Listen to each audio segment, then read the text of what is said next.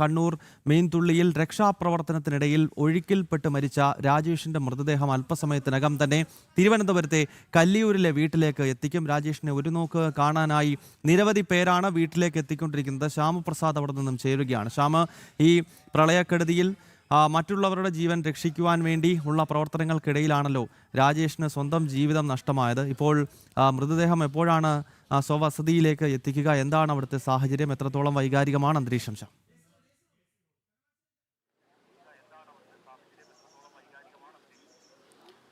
ഗൗതം, അതിവൈകാരികതയിലൂടെയാണ് തിരുവനന്തപുരം നേമം കല്ലിയൂരിലെ കിഴക്കേതിൽ വീട്ടിൽ രാജേഷിൻ്റെ നാട് കടന്നു പോകുന്നത്. ഈ മണിക്കൂറുകളിലെല്ലാം തന്നെ നമുക്ക് കാണാൻ കഴിയും. ഇവിടെ വളരെ ദുഃഖസാന്ദ്രമായ ഒരു അന്തരീക്ഷമാണ് ഇപ്പോൾ തിങ്ങി നിറഞ്ഞു നിൽക്കുന്നത്. രാജേഷിൻ്റെ മൃതദേഹം ഇങ്ങോട്ടേക്ക് എത്തിക്കും. അല്പസമയത്തിനകം തന്നെ കല്ലിയൂരിലെ കിഴക്കേതിൽ വീട്ടിലേക്ക് എത്തിക്കുകയും ചെയ്യും. രാജേഷിനെ ഒരു നോക്ക് കാണാനായി വലിയ ജലാവലിയാണ് ഇവിടെ എത്തിക്കൊണ്ടിരിക്കുന്നത്. ഒപ്പം തന്നെ പ്രധാനമായും രാഷ്ട്രീയ സാമൂഹ്യ സാംസ്കാരിക രംഗത്തെ പ്രമുഖരെല്ലാം തന്നെ ഇങ്ങോട്ടേക്ക് എത്തിക്കൊണ്ടിരിക്കുന്നു.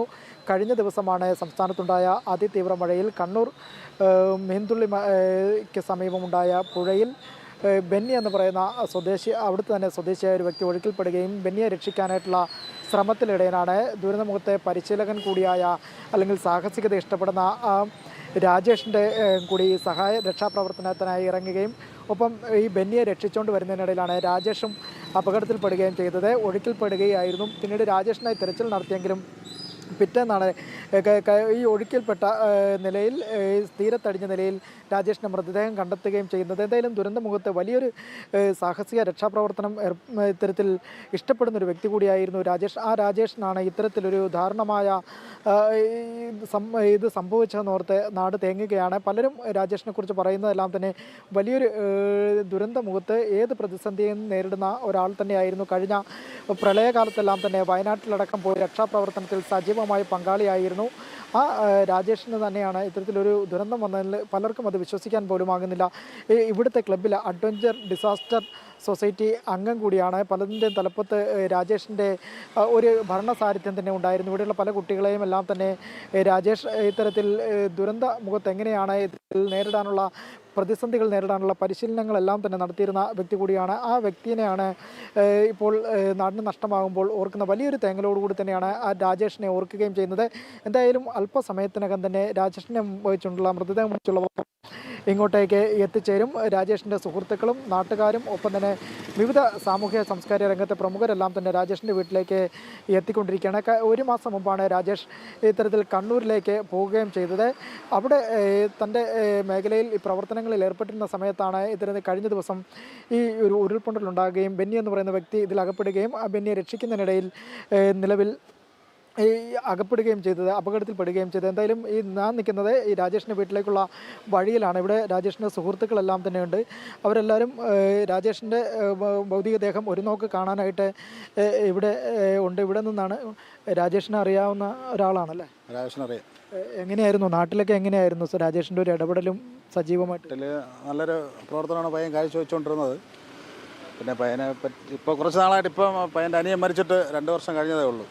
ആ ചടങ്ങിന് കണ്ടത് തന്നെ. അതിനുശേഷം പിന്നെ കണ്ടില്ല, വിളിച്ചില്ല. വേണ്ടപ്പെട്ട റിലേറ്റീവാണ് പയ്യൻ. ഇവിടുത്തെ ഒരു അഡ്വഞ്ചർ സൊസൈറ്റിയിലൊക്കെ വലിയ അംഗമാണല്ലേ? അംഗമാണോ? എല്ലാവർക്കും ഒരു വലിയ സഹായിയാണ്. ഇവിടുത്തെ നാട്ടിൽ വേറെ എന്ത് പ്രശ്നം വന്നിരുന്നാലും മുന്നിട്ട് നിൽക്കുന്ന ഒരു പയ്യനൊക്കെയാണ്. പിന്നെ ഞാൻ കൂടുതലും നാട്ടിലില്ല, ഞാൻ ട്രാവൽസ് ഫീൽഡിലാണ്. ഓട്ടം കാര്യങ്ങളൊക്കെ പോകുമ്പം വലുതായിട്ട് അവരെ ബന്ധപ്പെടാൻ കഴിഞ്ഞിട്ടില്ല. പയ്യൻ ബാക്കിയുള്ള എന്ത് കാരണം മരണ ചടങ്ങായിരുന്നാലും കല്യാണമായിരുന്നാലും എല്ലാം മുന്നിട്ട് നിൽക്കുന്ന ഒരു പയ്യനായിരുന്നു. ദാരുണമായൊരു സംഭവമായി. എന്തായാലും രാജേഷിനെ കുറിച്ച് പറയുമ്പോൾ നാട്ടുകാർക്ക് വലിയ വാക്കുകൾ തന്നെയാണ്. പ്രധാനമായും രാജേഷ് ഇവിടെയുള്ള ക്ലബ്ബുകളിലെല്ലാം തന്നെ സജീവ പ്രവർത്തകനായിരുന്നു. ഒപ്പം തന്നെ ദുരന്തമുഖത്ത് ഏത് പ്രതിസന്ധിയിലും തരണം ചെയ്യാൻ പരിശീലനം ലഭിച്ച ആളുകൂടിയായിരുന്നു. ആ പരിശീലനം മറ്റുള്ളവർക്ക് പകർന്നു നൽകുന്നതിലും രാജേഷ് വലിയൊരു പങ്ക് വഹിച്ചിരുന്നു. ഞാൻ രാജേഷിൻ്റെ വീട്ടിലേക്കുള്ള വഴിയിലാണ്. പലരും ഇവിടെ വാഹനങ്ങളിലെല്ലാം തന്നെ വന്ന് രാജേഷിൻ്റെ വീട്ടിലേക്ക് പോകുന്ന വഴിയാണ്. ഇവിടെ നിരവധി വാഹനങ്ങൾ വഴിയിൽ കുടുങ്ങിയതിനാൽ പോലീസ് നിയന്ത്രിച്ചാണ് കടത്തിവിടുകയും ചെയ്യുന്നത്. ഗതാഗതം നിയന്ത്രിച്ചാണ് കടത്തിവിടുകയും ചെയ്യുന്നത്. അല്പസമയത്തിനകം തന്നെ രാജേഷിൻ്റെ മൃതദേഹം വഹിച്ചുകൊണ്ടുള്ള വാഹനം ഇങ്ങോട്ടേക്ക് എത്തിച്ചേരും. എന്തായാലും രാജേഷിനെ കുറിച്ച് ഓർക്കാനും വലിയ വാക്കുകൾ തന്നെയാണുള്ളത്. നമുക്കിപ്പോൾ ദൃശ്യങ്ങളിൽ കാണാൻ കഴിയും. നിരവധി നേതാക്കൾ, രാഷ്ട്രീയ രംഗത്തെ നിരവധി നേതാക്കളെല്ലാം തന്നെ ഇങ്ങോട്ടേക്ക് എത്തിച്ചേരുന്നുണ്ട്. നിലവിൽ ഇപ്പോൾ നിലവിൽ നിരവധി നേതാക്കൾ, രാഷ്ട്രീയ സാമൂഹ്യ സാംസ്കാരിക രംഗത്തെ നിരവധി നേതാക്കളെല്ലാം തന്നെ എത്തിക്കുന്നുണ്ട്. രാജേഷിനെ കുറിച്ച് ഓർക്കുമ്പോൾ എന്താണ് വലിയൊരു നാടിനൊരു നഷ്ടമാണ് ഉണ്ടായിരിക്കുന്നത്? നാടിന് തീരാ നഷ്ടമാണ്. ഇന്നലെ വരെ വളരെ പ്രതീക്ഷയോടുകൂടിയാണ് നാട് കാത്തിരുന്നത്. ഉറപ്പായിട്ടും ഈ നാട്ടുകാർക്ക് ഒരു പ്രതീക്ഷയുണ്ടായിരുന്നു, രാജേഷ് തിരികെ വരും. കാരണം ആ വീട്ടിന് ഒരു അത്താണിയായി അദ്ദേഹത്തിൻ്റെ അനുജൻ കുറച്ചുനാൾ മുന്നേ മരണപ്പെട്ടു, ട്രെയിനിൽ നിന്ന് വീണ്. അപ്പോൾ ഇദ്ദേഹമായിരുന്നു അദ്ദേഹത്തിൻ്റെ അമ്മയ്ക്കും അച്ഛനുമൊക്കെ ഒരു സഹായവും ആ കുടുംബത്തിന് ഒരു സഹായവുമായി നിലനിന്നിരുന്നു. പക്ഷെ അതുപോലെ തന്നെ നാട്ടിനും അദ്ദേഹം വളരെ ഒരു പ്രധാനപ്പെട്ട ആളായിരുന്നു. പ്രത്യേകിച്ച് നീന്താനും ഒക്കെ അറിയാവുന്ന ആളെന്നുള്ള നിലയിൽ വെള്ളത്തിൽ അകപ്പെട്ടു പോയെങ്കിലും മറ്റൊരു ജീവൻ രക്ഷപ്പെടുത്താൻ വേണ്ടിയിട്ടാണ് അദ്ദേഹം ശ്രമിച്ചത്. പക്ഷേ അദ്ദേഹം രക്ഷപ്പെടുമെന്ന് തന്നെയാണ് ഇന്നലെ വരെയും ഈ നാട് പ്രതീക്ഷിച്ചത്. പക്ഷേ അദ്ദേഹത്തിൻ്റെ വിയോഗം വലിയൊരു നഷ്ടമാണ്. ഈ കുടുംബത്തിന് മാത്രമല്ല, നാടിന് തന്നെ വലിയൊരു നഷ്ടമാണ്. വലിയൊരു സാമൂഹ്യ പ്രവർത്തന രംഗത്തൊക്കെ തന്നെ വലിയ ഇടപെടലായിരുന്നു. ഇവിടെ ഒരു വലിയ അഡ്വഞ്ചർ സൊസൈറ്റി ഒക്കെ ക്ലബ്ബൊക്കെ രൂപീകരിച്ചിരുന്നു.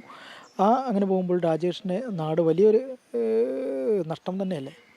തീരാ നഷ്ടമാണ്. ഞാൻ സൂചിപ്പിച്ചല്ലോ, കുടുംബത്തോടൊപ്പം ഈ നാട്ടിലെ മുഴുവൻ ജനങ്ങളും ഇന്നലെയൊക്കെ സോഷ്യൽ മീഡിയയിൽ, ഇന്ന് 2 ദിവസം കൊണ്ട് സോഷ്യൽ മീഡിയയിൽ അദ്ദേഹത്തിൻ്റെ സുഹൃത്തുക്കളായിട്ടുള്ള ആൾക്കാരും മറ്റ് പൊതുസമൂഹവും എല്ലാവരും രാജേഷ് മടങ്ങി വരണമെന്ന ഒരു പ്രാർത്ഥനയായിരുന്നു. പക്ഷേ ആ പ്രാർത്ഥനയാണ് ഇന്നലെ വിഫലമായി എന്നറിയാൻ സാധിച്ചത്. അതുകൊണ്ട് ഞാനിപ്പോൾ അദ്ദേഹത്തിൻ്റെ വീട്ടിലാണ്, വീടിനോട് അടുത്ത് ചേർന്ന സ്ഥലത്താണ് നിൽക്കുന്നത്. അപ്പോൾ ആ ചടങ്ങിൽ പങ്കെടുക്കാൻ വേണ്ടിയിട്ട് എത്തിയിട്ടുള്ളത്. ഇവിടെ എല്ലാം വളരെ ദുഃഖപൂരിതമായ ഒരു അന്തരീക്ഷമാണ്. അതെ, ഈ വാക്കുകൾ തന്നെ എല്ലാവർക്കും പറയാനുള്ളത്, എല്ലാ മേഖലയിലുള്ള ആളുകൾക്കും പറയാനുള്ളത് രാജേഷിൻ്റെ ഈ പ്രവർത്തനങ്ങളെക്കുറിച്ചാണ്, സജീവമായ ഇടപെടലുകളെക്കുറിച്ചാണ്. എന്തായാലും അല്പസമയത്തിനകം തന്നെ രാജേഷിൻ്റെ മൃതദേഹം വഹിച്ചുള്ള വാഹനം, വിലാപയാത്രയുമായിട്ടുള്ള വാഹനം ഇങ്ങോട്ടേക്ക് എത്തിച്ചേരും. വീട്ടിൽ ഒരുക്കങ്ങളെല്ലാം തന്നെ പൂർത്തിയായി കഴിഞ്ഞിരിക്കുകയാണ്. 1 മാസം മുമ്പാണ് കണ്ണൂരിലേക്ക് രാജേഷ് പോകുകയും ചെയ്തത്. അവിടെ നിന്നായിരുന്നു അദ്ദേഹം തൻ്റെ മേഖലകളിൽ, അതായത് ദുരന്തമുഖത്തെ പരിശീലനം നൽകുന്ന ഒരു വ്യക്തി കൂടിയായതിനാൽ കൂടുതൽ കാലങ്ങൾ കണ്ണൂരിൽ നിന്നുകൊണ്ട് തന്നെയാണ് ഇത്തരത്തിൽ പ്രവർത്തനങ്ങളിൽ ഏർപ്പെട്ടുന്ന ഒരു സാഹചര്യം കൂടിയുണ്ട്. എന്തായാലും വലിയ ഒരു നഷ്ടം തന്നെയാണ് നാടിന് സംഭവിച്ചിരിക്കുന്നതെന്ന് തന്നെയാണ് അദ്ദേഹത്തിൻ്റെ സുഹൃത്തുക്കളും നാട്ടുകാരും പറയുന്നത്. ഓക്കെ ശ്യാം, എന്തായാലും കണ്ണൂരിലെ മീൻതുള്ളിയിൽ രക്ഷാപ്രവർത്തനത്തിനിടയിലാണ് തിരുവനന്തപുരം കല്ലിയൂർ സ്വദേശിയായിട്ടുള്ള രാജേഷിന് സ്വന്തം ജീവിതം നഷ്ടപ്പെട്ടത്. ഓരോ പ്രളയകാലത്തും ഇത്തരത്തിൽ വലിയ തോതിൽ മലയാളികളെ ദുഃഖത്തിലാഴ്ത്തുന്ന നിരവധി സംഭവങ്ങൾ ഉണ്ടായിട്ടുണ്ട്. ഇപ്പോൾ ഈ പ്രളയകാലത്തും ഇത്തരത്തിൽ രാജേഷ് മറ്റുള്ള ആളുകളെ രക്ഷിക്കുവാനായി ഇറങ്ങുന്നതിനിടയിൽ സ്വന്തം ജീവിതം നഷ്ടപ്പെടുകയായിരുന്നു. അദ്ദേഹത്തിൻ്റെ ഭൗതികദേഹം അല്പസമയത്തിനകം കല്ലിയൂരിലെ വസതിയിലേക്ക് എത്തിക്കും. ശ്യാമപ്രസാദാണ് അവിടെ ഉള്ളത്.